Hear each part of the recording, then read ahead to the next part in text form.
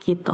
Baik Mbak Cisti, kita akan jeda sejenak untuk bersama-sama menyaksikan seperti apa penutupan perdagangan di sesi kedua pada hari ini, di mana IHSG masih juga berada dalam tren positif di penutupan perdagangan hari ini. Kita lihat 0,5% terapresiasi di 7.092,46, 341 emiten menguat, 290 melemah, dan 186 emiten stagnan.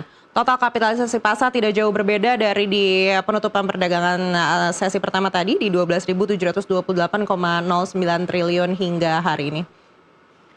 Ya, kita kembali ke Mbak Cisti. Kalau kita melihat penutupan ini sudah berhasil berada di zona hijau, tapi dilihat dari kapitalisasi pasar ini masih di 12 ribuan, Mbak Cisti. Apakah ini artinya memang investor ini sebenarnya masih wait and see juga begitu? Apalagi kalau melihat data net foreign sale di penutupan perdagangan kemarin ini kan juga masih terlihat cukup besar begitu tekanan jualnya dari investor asing begitu. Apakah memang menurut Anda outflow ini masih akan terus berlanjut hingga akhir pekan?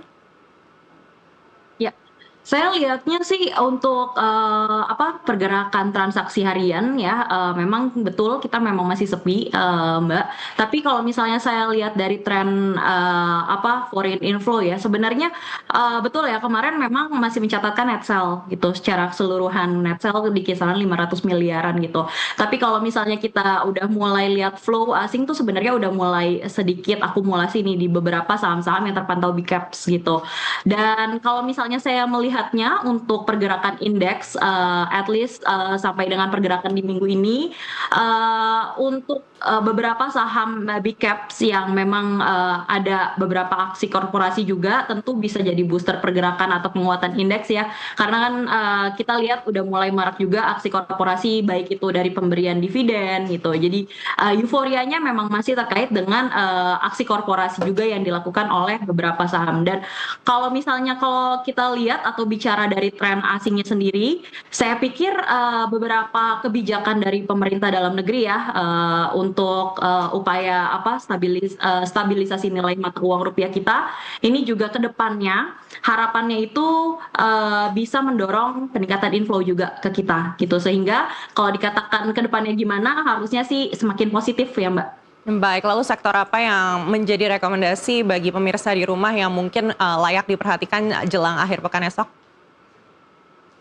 Ya, untuk sektor sendiri kita memang menjagokan beberapa sektor ya, memang masih dominannya dari komoditas. Di antaranya kita menjagokan CPO, kemudian nikel, ya nikel juga terkait dengan kebijakannya aturan yang baru terkait DHE SDA itu ya, dan kemudian kita juga jagokan beberapa saham yang memang realisasi earningsnya nanti mungkin akan baik seperti saham consumer ya, sektor consumer juga kita masih jagokan gitu Mbak. Baik, earnings masih menjadi harapan kita bersama. Kita tunggu nanti seperti apa akan membawa bursa domestik kita ke zona penguatan. Sekali lagi terima kasih Mbak Cisti Mariani sudah bersama kami kali ini. Sampai jumpa di lain kesempatan.